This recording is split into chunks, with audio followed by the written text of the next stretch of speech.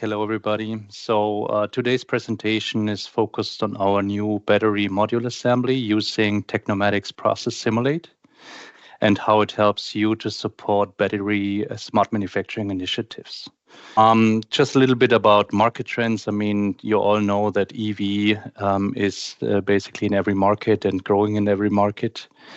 These numbers are coming from Boston Consulting Group. And the current trend there is that there's a common focus that electrical vehicle sales will continue to increase dramatically over the next 5 to 10 years, changing the EV market share in the auto industry from meager positions in many of these markets to about 50% over the next years. So that, of course, increases the overall need for batteries, right? With a constantly growing need for larger capacities. And also, of course, lower cost, right? And therefore continue to be one of the biggest challenges for the automotive industry and also for battery manufacturers. So in short, that means for battery manufacturing that it's a real challenge and endeavor, right? Whether you are a current battery producer, a line builder, or even an OEM entering the market, right, with decades of automotive experience. So the question is, how will you manufacture battery cells, modules, or packs that meet demand, delivery, and quality targets, while also ensuring, of course, the safety, profitability, and also sustainability, and of course, a market-leading position. So if we look at, let's say, today's traditional approach to manufacturing and also line building, we see that starting from the planning phase, what you normally do, you hand the data over to the mechanical department. Then at the subsequent level, you hand that over to robotics and also electrics and automation. And this is all sequential, right? So communication is normally done via email, Excel, and whatever, right? And really, these disciplines come together in the real-world commissioning, right? So you identify issues not upfront, but actually at the real-world commissioning at the customer. And of course, that can lead to an inability to deliver on time, right? And at speed, while the world is demanding actually faster time to market. And also a fast delivery of these, let's say, equipment pieces and lines. Also, there's a lack of flexibility, right? So when it comes to incorporating future technologies, right, while you are actually messing with the quality issues and also, let's say, the inability to deliver at speed, you can't really innovate, let's say, your approach. And scaling up is also an issue, right? We are with an escalating scrap rate, quality issues, and also, let's say, a higher than market energy consumption. So traditional manufacturing processes are not able to meet the new demands. So what is Siemens' answer to that? We at Siemens, as you know, believe that embracing digitalization to survive the present and thrive in the future is the answer to that. So how would an approach like that look in the future, right?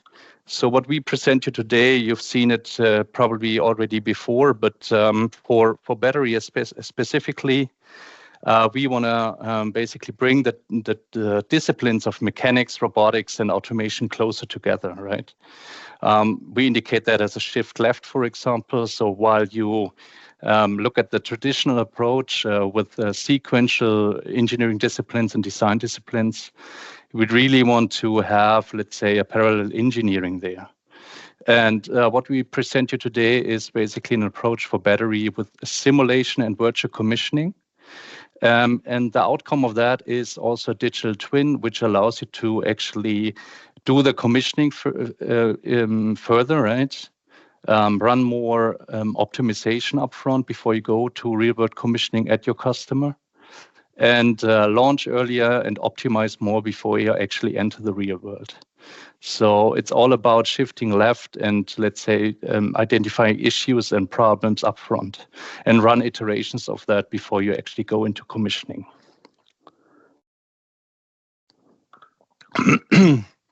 So to demonstrate this, there's, let's say, different possibilities we want to show and benefits we want to show today with the usage of simulation.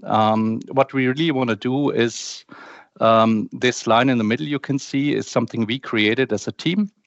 The line basically includes various stations taking pre-manufactured battery cells, right, and assemble them into battery modules. It includes not only robotics applications, but also machining applications and also quality inspection. So in the following slides and with the following examples, we'll deep dive into several typical challenges and also the possibilities and functionalities of using process simulator to address them during the battery assembly process. So with this, I'd like to hand over to Noam for the first example. Yeah, thanks, Matthias. So in this video, we'll talk about path planning, which will be demonstrated here on the loading station. We can see here a robot loading cells from the first conveyor to the skid, and then continue into the cleaning machine. So the video will focus on creating robotic collision-free paths while using the specific robot controller and analyzing the trajectory of the robot's path. So we'll start by creating a simple pick and place operation by defining the pick and place locations. And we'll check the path we created, and we can see that we have detected collisions. So we'll zoom in to examine it a bit better.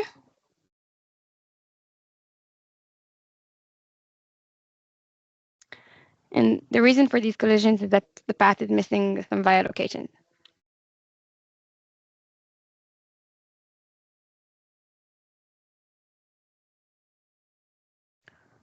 So we'll solve this issue by adding a home location and approaching the part locations before and after the pick and the place. This will change the trajectory and easily help us avoid the collisions.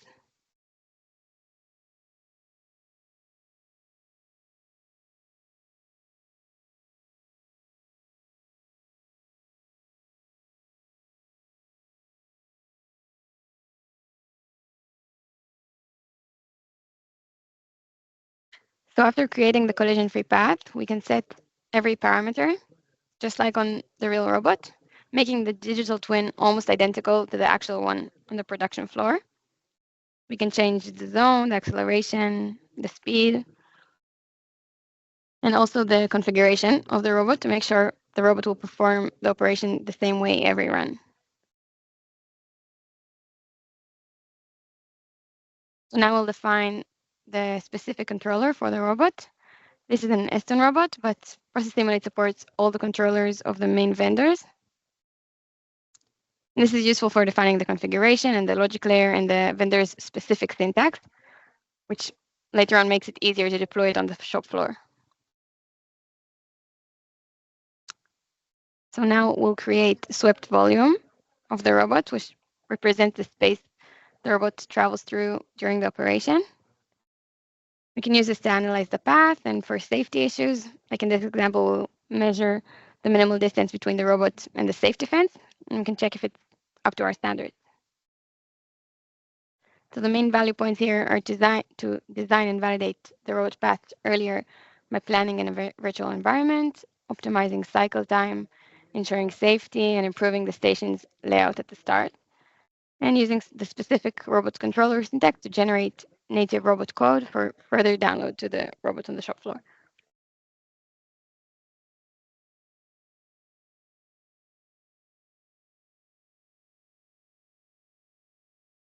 So moving on to offline programming, we'll demonstrate this on the housing station, where we can see the yellow Fanuc robot on the right that loads and unloads the housings from the turning table.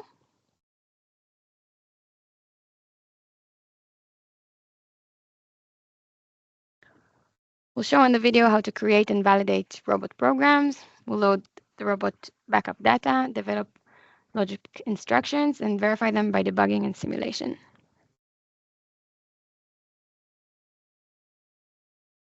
So at the start, we can see that the robot doesn't have any data associated to it.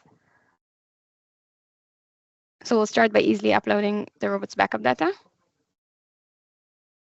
This will ensure that the robot's actual settings, programs, frames, and configurations will be reflected in the virtual environment, which will enable us for precise planning, troubleshooting, and optimization for the processes.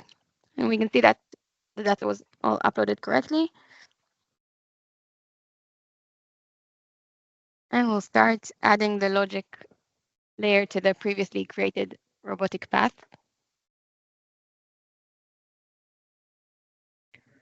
So after defining the specific robot controller, FANUC in this case, as we saw earlier, we'll add the logic command in the FANUC's native syntax.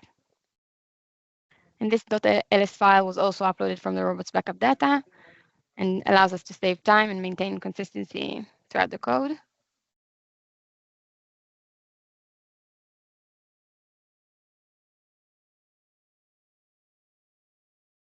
We'll continue by adding all the logic to each of the paths needed for this program. And now we will start editing the main program of the robot. It was also imported from the robot's backup data. The robot's main program originates from a standard template that serves as a framework for all operations. The template is customized and adjusted according to the specifications and requirements of the program.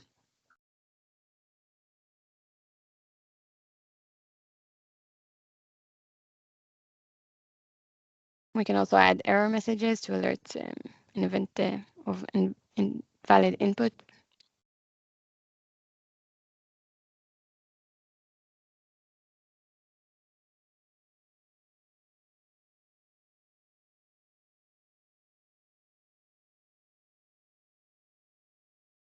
So now we'll do a dry run, and we'll force the robot program number to examine the call for all of the individual paths we created.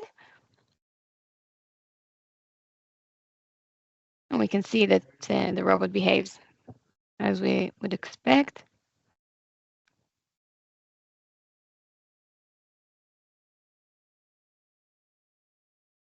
Now we'll intentionally insert an invalid program number to examine the behavior of the robot.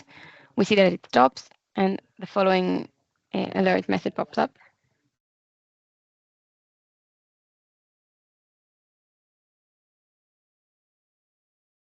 So finally, we'll unforce the program number and allow the simulation to run automatically based on the signals and logic we've created.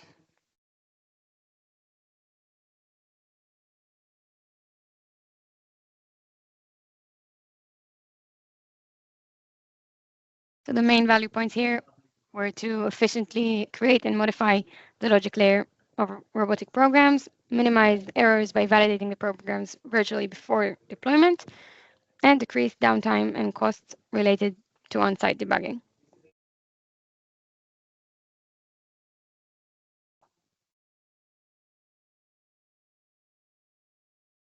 Moving on to the interlocking video, it will be represented by the two Western robots in the stacking station. The objective here is to prevent collision between the robots and optimize the station cycle time.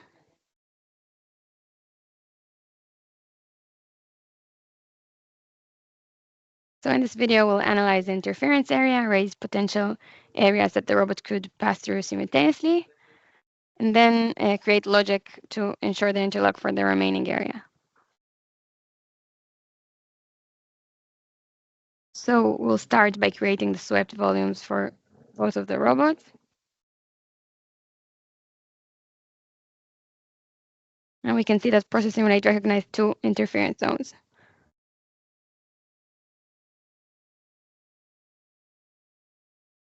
So we're going to try to solve this.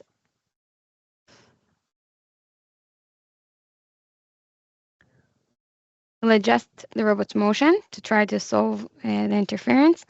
And now we will check if there have been any improvement.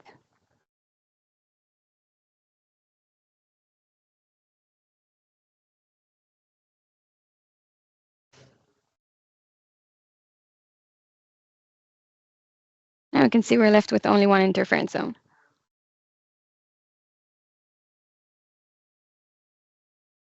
So we'll run the simulation to examine the behavior of the robots.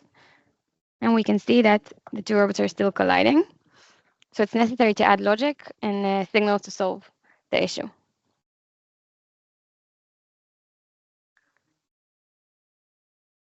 Also, we can use the interference query to guide us where to insert the commands for the interlock. And we can see that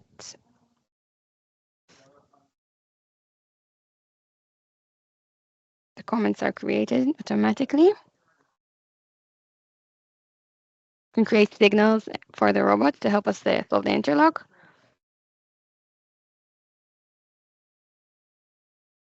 And Process Simulate allows us to use a soft PLC to validate the robot's program against the logic before the actual PLC is available. This enables us to validate the program logic earlier in the process and save time at the physical deployment.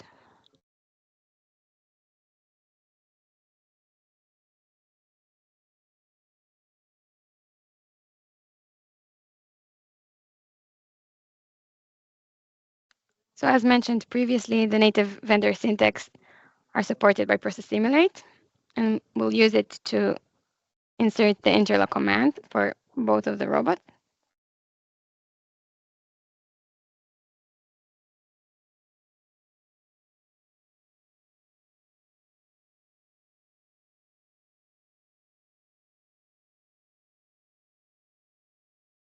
We'll present the signals and run the simulation once again.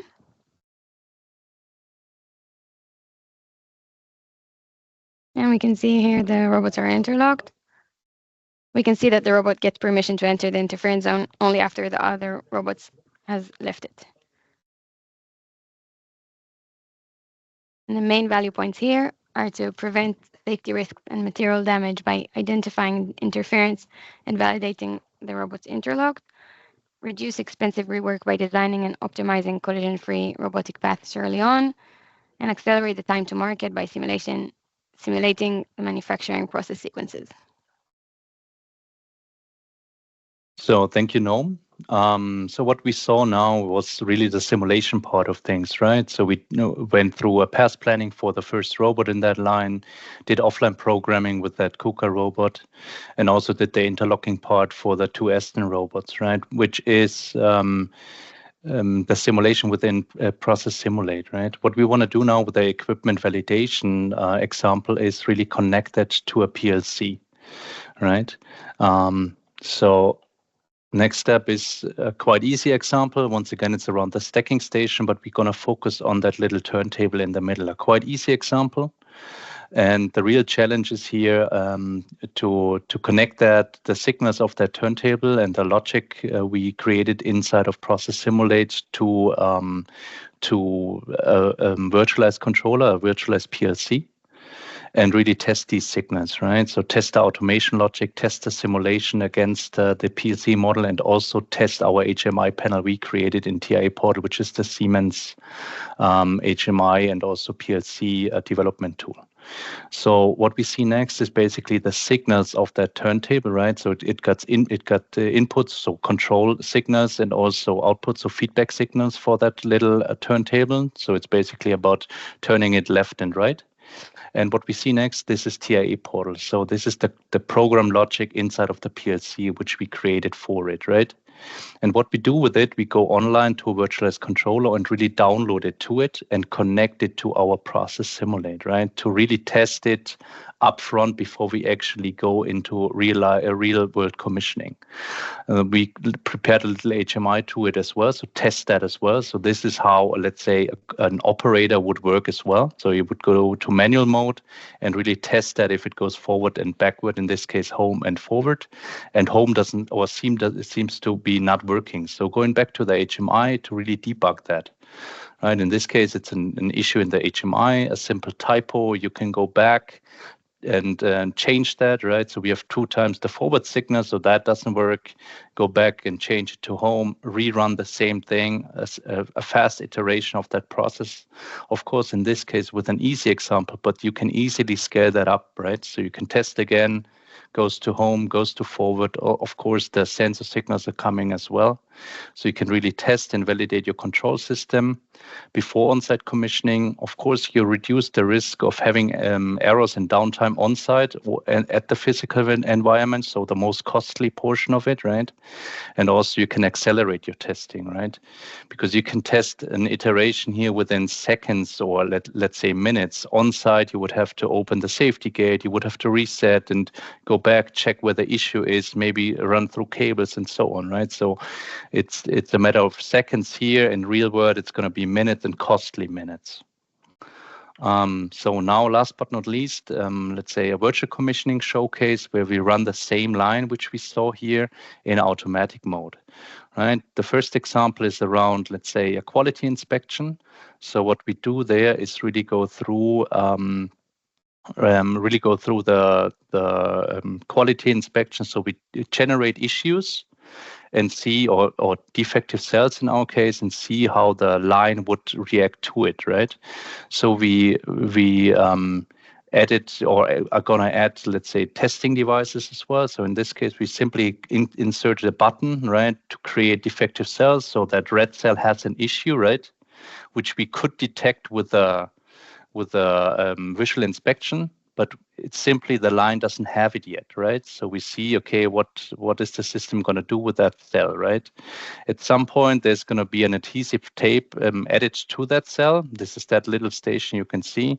And what happens after that, the cell is a different, let's say, piece, right? And we lose track of it, right? So it goes subsequently to our module and we detect it later, right? So the issue later. And of course, that is a problem. So what we're going to do is we're going to add visual inspection and also an RFID reader, and we run the same test. So once again, connected to our PLC. So what you see on the left-hand side is once again that HMI panel, and what we see here is basically the visual inspection finds an OK cell, and this would be, let's say, the data shown to it, right? And once a defective cell runs through it, you can see right away it's detected and moved out of the line into an inspection line, right? And that issue is gone. So an easy test once again. So the next thing we have here is a little safety gate example, right? So once again, it's around that stacking station. We move to automatic mode, let the system start or the line start. So it's fully connected to the PLC. So the PLC controls our simulation in this case. So you can see the cells running in, you can see the big cooker robot actually adding housing. And now we're going to open the safety gate like an operator would do it in the actual world, right? And you can see that the little Aston robot is still moving. Of course, that is a safety hazard. So in this case, we go back to our safety program.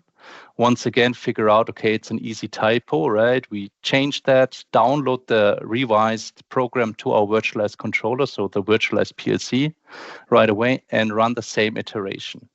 And once again, recover the mode, open the safety gate once again. And in this case, the robots pause, right? On the right-hand side, you can see the HMI panel. And what we're going to do now, we're going to test the recover, right? So we close the door and reset the fault and see everything is running up, is up and running again. You can not only test, let's say, safety stuff like that or easy stuff, which we saw with the turntable, but also your alarm tagging and everything, right? So everything is possible. So really the main points for that, of course, is risk reduction through testing, right, and validating. Time efficiency, once again, this is something really, really quick, right? It's a comprehensive approach to ensure that the reliability, so the recover mode, safety, and also efficiency of the industrial automation system is actually state of the art. So this is what we have when it comes to the examples. I hope we could show a good portion of, let's say, that that simulation virtual commissioning approach really helps you to shift left, right? So test early, identify, let's say, issues upfront, avoid risk, and also, let's say, save costs, right, for your customers. So when you look at the battery manufacturer, that means, okay, you can really enable design for manufacturing and standardize, right? So just imagine that little turntable we tested, right? It works. You put it basically to a library for you, and you can even let's say improve your efficiency when it comes to the management of the suppliers, right? So you have tested devices, you have tested cells, and so on, and really can help let's say with that collaboration with your suppliers as well. And of course, it minimizes your production shutdown as well. When it comes to the line builders, of course, it's all about meeting deadlines and reduce on-site work, right? So, of course, both is really, really costly at the end. Not only costly when it comes to time on-site, but also, of course, when it comes to deadlines.